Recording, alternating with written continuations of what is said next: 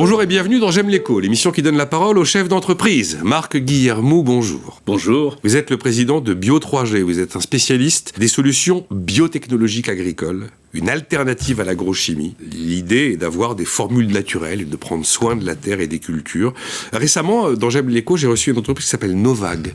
Et Novag, eux, ils font des semoirs sans labour. Ça permet de déposer des semences directement dans un sol non travaillé et de les préserver. J'ai l'impression que vous êtes dans le même état d'esprit, tous. Oui, on est dans le même monde. Dans le même monde. La même mouvance. C'est ça. Exactement. Donc, modèle agricole bon, juste, des sols qui peuvent s'exprimer librement, c'est ça ? C'est ça. Des techniques alternatives, en clair.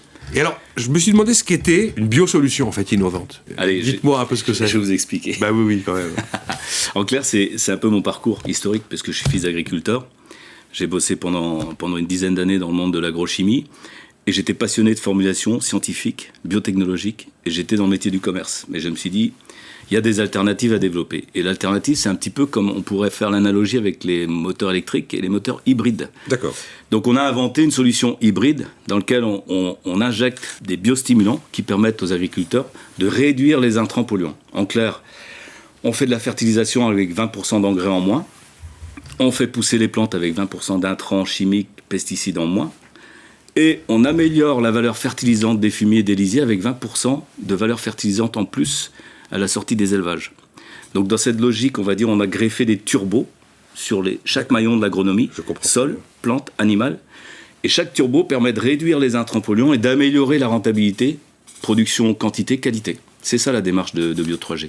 C'est une alternative à l'agriculture et l'agrochimie des 30 Glorieuses, puisque quand j'ai commencé à travailler, moi, on sortait des 30 Glorieuses. Justement, ce qui me frappe, c'est que c'est une entreprise quand même qui est déjà ancienne et à une époque où le souci écologique n'était pas le même, où la pression réglementaire contre les produits chimiques et les phytosanitaires n'était pas la même non plus, et vous y étiez déjà dans cette logique-là. C'est clair. Alors moi, c'est un peu mon histoire, mais l'histoire de sortir de cette approche de l'industrie de la chimie, mais en même temps, on était les pionniers, et on était au tout départ des artisans, finalement, dans le démarrage.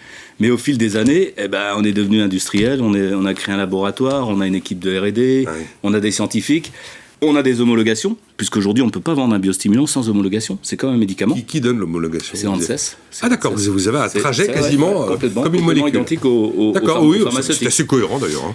Et donc ces solutions-là, on les a développées en direct. Du coup, on a décidé d'aller faire du porte-à-porte, du cours de ferme à cours de ferme, pour prêcher la bonne parole chez nos clients. La vente directe. Sans passer par les réseaux de distribution classiques. Parce qu'on était tellement innovants, tellement différenciants, qu'il fallait qu'on aille proposer nos solutions directement aux agriculteurs et aux professionnels de l'espace vert. Mais alors là, vous apportez un élément au débat qui pour moi est assez nouveau.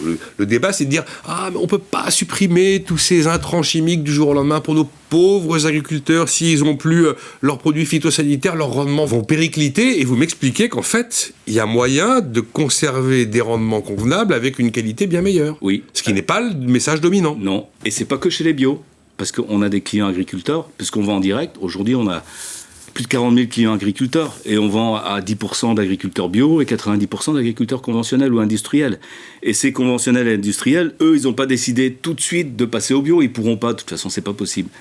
Il faut qu'on ait quand même de la quantité produite en agriculture, en denrées agricoles. Donc, il faut des alternatives hybrides. Aujourd'hui, on n'a pas 100% de solutions, mais on a une alternative hybride qui fonctionne. Économiquement, c'est surtout intéressant parce qu'elle est économiquement rentable pour le client. Alors justement, j'allais quand même vous demander si le fait de faire appel à Bio3G, d'utiliser des biosolutions innovantes, des produits de biocontrôle, certes peut-être on a une meilleure qualité, des rendements préservés, mais c'est plus cher. Non. Non, c'est pas plus cher. C'est pas plus cher. Et alors pourquoi ça nécessite un investissement, évidemment. On va prendre un exemple. On parle d'agriculteurs agro-industriels. Le groupe Bonduelle, par exemple, oui. Qui produit des légumes, des épinards, ont un problème depuis quelques années, c'est la quantité de nitrate dans les feuilles consommées par le consommateur. Donc l'Europe a décidé de mettre un curseur à 200 ppm par kilo de feuilles d'épinards. Donc on s'est associé sur un programme de recherche avec eux et on a développé une solution qui s'appelait Éconitrate et qui permet à l'agriculteur, avec 20% d'azote en moins, 35% de nitrate en moins dans les feuilles récoltées, d'avoir un aussi bon rendement. Donc économiquement, c'est rentable pour lui. Et là, on est dans l'agriculture industrielle. Si on parle de l'agriculture bio, du petit maraîcher qui s'appelle Yannick Colombier, dans le Tarn-et-Garonne, et qui livre les plus grandes tables étoilées de France, ça fait partie de nos clients aussi. Et on peut passer sur la clientèle laitière classique, les producteurs suisses de tête de moine, les producteurs italiens de parmesan, les producteurs de viande de Cantal, ce sont nos clients aussi. Donc on a tout type de clients dans notre activité. Vous avez 40 000 clients aujourd'hui, c'est ça? Vous en avez 1000 à l'origine, donc effectivement ça a bien changé. Alors c'est de la désinformation quand on entend et qu'on n'est pas spécialiste comme moi. Ah, vous comprenez, si on n'a plus d'intrants chimiques, on n'aura plus de betterave, par exemple. Non. Est-ce qu'on se moque du monde? Est-ce qu'on force le trait? Non, il y a deux approches. L'approche de la fertilisation et l'approche du traitement de l'agresseur, donc des traitements phytosanitaires. Nous, on est essentiellement sur l'approche de la fertilisation. On n'est pas encore sur le biocontrôle. On y va parce qu'on est associé depuis 3 ans avec le groupe Éléphant Vert. Le groupe Éléphant Vert est un groupe suisse implanté en Afrique à l'origine et qui développe pour l'instant dans sa cellule R&D des programmes de produits de biocontrôle, mais qui vont sortir sur du moyen terme. Produit biocontrôle, si on donne un élément de définition le biocontrôle, c'est contrôler l'agresseur de manière biologique. D'accord. C'est-à-dire, au lieu de prendre un traitement chimique, produit de synthèse qui va tuer la mauvaise herbe, comme le glyphosate, le Roundup par exemple, on prend un produit complètement biologique qui va contrôler l'agresseur. Que ce soit le champignon, le mildiou sur les tomates, etc. Ça, c'est le biocontrôle. Mais on n'y est pas encore.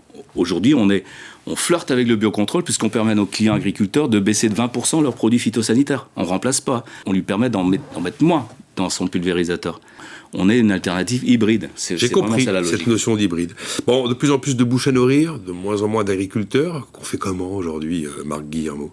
L'agriculture de demain, c'est quand même des exploitations qui grandissent. C'est des solutions de transition familiale qui se font un peu difficilement, c'est vrai. Mais globalement, l'agriculture de demain, c'est l'agriculture qui va réussir à produire, puisque les agriculteurs augmentent leur rendement. Ils arrivent à augmenter leur rendement, même avec des solutions bio.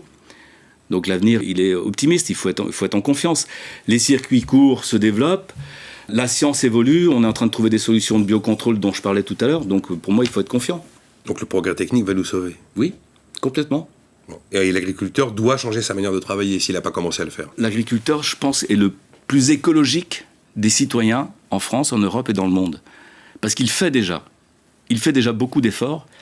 Alors peut-être qu'on lui jette un peu la pierre de temps en temps. C'est sans doute lui qui a entre les mains l'avenir de l'écologie, effectivement, de la planète. Et puis on parle de l'écologie de production de denrées agricoles, mais parlons aussi des espaces verts. Puisque notre activité, c'est aussi les espaces verts. Les gazons sportifs, on a quelques clubs de Ligue 1 qui sont clients, de Top 14 qui sont clients.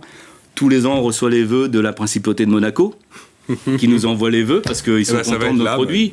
Donc, faut rester confiant. Je pense que l'avenir appartient aussi à nos agriculteurs. Le régulateur, c'est votre allié ou votre ennemi dans cette histoire? Le régulateur, les normes Il faut en faire son allié, c'est le parcours du combattant. Ceci dit, on y arrive. Il faut de toute façon légiférer. Marc Guillermot, merci. Vous êtes le président de Bio 3G. Merci à vous.